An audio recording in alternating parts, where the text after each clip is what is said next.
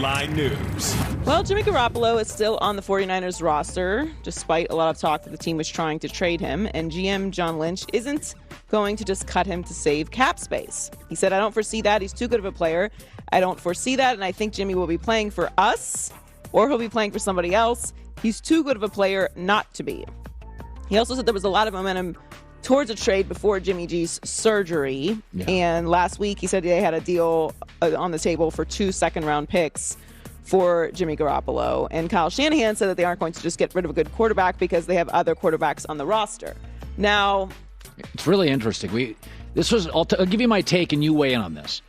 So they got him for a second-round pick. Right. What they need now is cap space, not a backup quarterback. So could I not argue, if you bought a used car and you got 4 to 5 years out of it, and then you gave it to your kids to go to college, who cares? You got unbelievable value out of it. Right. Don't try to trade it in for... You won. When you get Jimmy Garoppolo for a second rounder and you don't lose to Aaron Rodgers ever and you get to a Super Bowl, who gives a rip about getting a second or a third round pick? Isn't it more valuable to say, we love you, we're cutting you, good luck to you, we need space to sign more players in our division, which has the best team in football? Isn't that interesting? Because it'll cost them $26.95 million in cap space in 2022 if he remains on the roster next season. That's 2 starters. So they'd save $25 million in cap space by cutting him. So isn't it interesting that they're not? So what you're saying is they don't trust Trey Lance.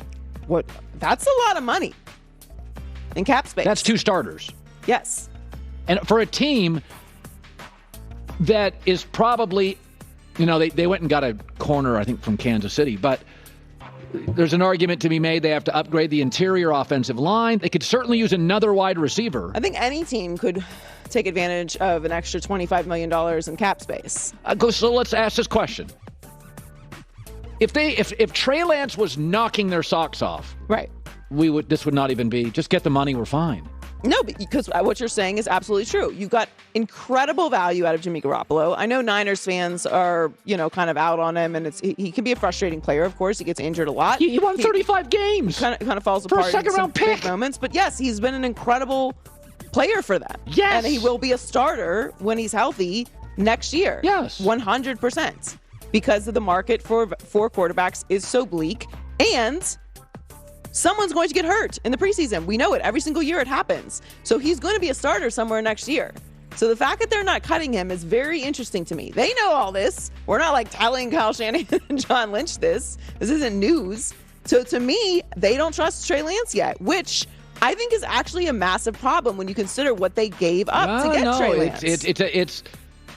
Listen, and what concerns me is it's not even a quarterback-reliant offense. It matters, but this is not Arizona. This is not Russell Wilson or Lamar Jackson where it's the quarterback plays well, you lose. Garoppolo wasn't exactly slicing and dicing at Lambeau. Yeah. I mean, this is all you Bay Area media people with insight, weigh in on this because it seems so obvious that I take the $26 million over a second-round pick. It seems so obvious to me that he is still on the roster because they don't trust Trey Lance yet. Wow. Because all of those other things are so practical. You'd want the cap space. You got incredible value. There's no need to be greedy. I mean, or maybe there just is no market for Jimmy Garoppolo because of the surgery, so they're just waiting until there is a market when someone gets injured. Think about this. I could be wrong on this. I think Juju Smith-Schuster, who had 97 catches 2 years ago, cost $10 million.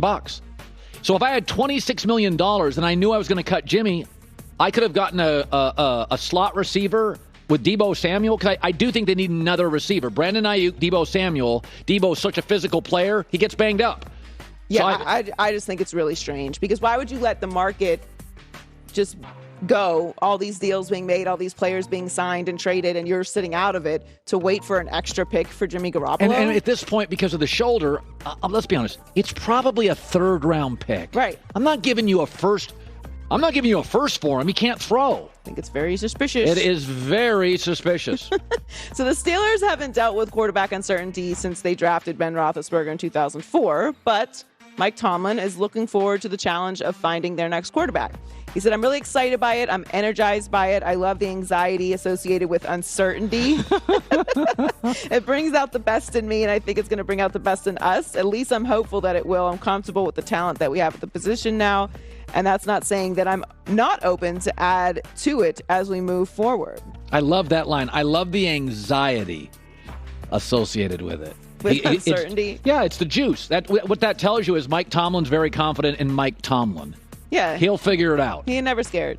I mean, it could be exciting. It's obviously it's scary, especially in this league, to not know that you have a guy there. But also, Mike Tomlin is not someone who is worried about job security. The Steelers are not a panicky organization. It's a great defense that we can't. Right. With great weapons. Right. Okay. So if you and I believe there are franchise quarterbacks, bridge quarterbacks, and backups, the argument could be made Trubisky is easily the best bridge quarterback in the league. I agree. Okay. I think I agree, too. So if he's the best bridge quarterback, if you gave the best bridge quarterback, an arguable Hall of Fame coach, the best pass rush in the league, that's gotten better, emerging stars at tight end, running back, and wide receiver, is that a playoff team? Kind of feels like a playoff team. Well, there's a lot that can happen throughout the season. I don't know why not. I mean, nobody expected the Ravens to get injured the way that they did at the beginning of the season. They were expected to win the division. So a lot happens throughout the course of the preseason and the regular season that can change the course. It's a long season. Yeah. It could absolutely be a playoff team. But this will also be the ultimate test for Mitchell Trubisky, because the argument for his success, whatever he had in Chicago, was that he had a great defense. Well, Pittsburgh has a great defense and a whole lot more, and you can't question the coach at this point. Yeah. So this is a great opportunity for Mitchell Trubisky to show what he can do, and I think it's a great opportunity for the Steelers and Mike Tomlin. And I also like that he said they're not against adding to it as it moves forward, because if they draft, which I don't think that they are going to be able to have an opportunity to get Malik Willis, but if they do end up bringing in another quarterback, then it's okay for a competition year. Generally, if you have more than one quarterback, you have no quarterback, is my opinion. Yeah. But this is the position that the Steelers are in. And you've already made this decision. Like, you made your bed when you didn't move in the direction of finding Ben Roethlisberger's replacement when he got injured. So now, make the best of the situation that you have right now. And there's no reason to panic. Some organizations constantly have this pressure of trying to, I don't know, like Cleveland's maybe, trying to prove that they're being active, that they're doing these aggressive things. If you're in a situation where you're stable, you can build for the future, make sure the fans understand what the situation is and level the expectations appropriately. But we all know next year's quarterback draft class is going to be much more robust. Stay afloat, stay competitive, keep developing the young players that you have. And then next year, give a haul and move up and get the guy you want. Yeah. Like, there's nothing wrong with giving up draft picks if you feel like everything else is set. Yeah. We've seen that with the Rams. That's right. And they have the 20th pick in the first round of the draft. So they're probably out of the Malik Willis market. Speaking of the Browns, now that they have formally introduced Deshaun Watson as their next quarterback, it's only a matter of time before they move on from Baker Mayfield. But there seems to be little movements on a potential deal for him, and Stefanski doesn't have an update. At the annual coaches meeting, he said, I think everybody understands the situation. We're hoping that there's closure to it at some point. Yeah. They would like to move on from him sooner than later. The Seahawks and the Panthers are really the only two teams that are potentially in the market, and it's been reported the Panthers have no interest. I mean, they're paying Darnold $18.8 million guaranteed next year. I mean, you might as well, listen, say what you want about that, but you might as well get every penny out of that thing, because you can't trade. Sam doesn't have much of a market. Yeah, no. I still go at Seattle. It'll be, I don't know what the protocols are. What if you just keep Baker around?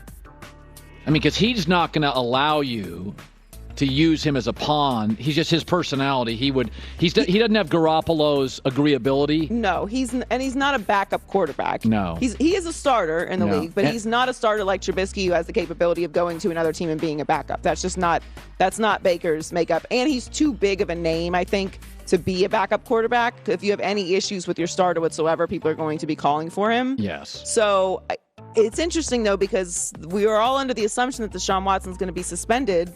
Well, Cleveland's telling you they want Baker out of the building. Yes. They want him. They want his personality out of the building. This move was intentional for that purpose, not just on the field. Obviously, Deshaun Watson is a better quarterback than Baker Mayfield. Right. But yes, the situation has become completely toxic. But it's kind of all lining up don't want to say in a negative way, but it's bad timing for the Browns if they want to move him because there is no market. There's no desperation market. So maybe you keep him again until the preseason, see who gets injured and who becomes desperate. That probably makes the most sense because as of right now, it's not like it's the off season. So at least you have the space and the air in the room and everyone understands the situation. Good stuff. Joy with the news. Well, that's the news. And thanks for stopping by.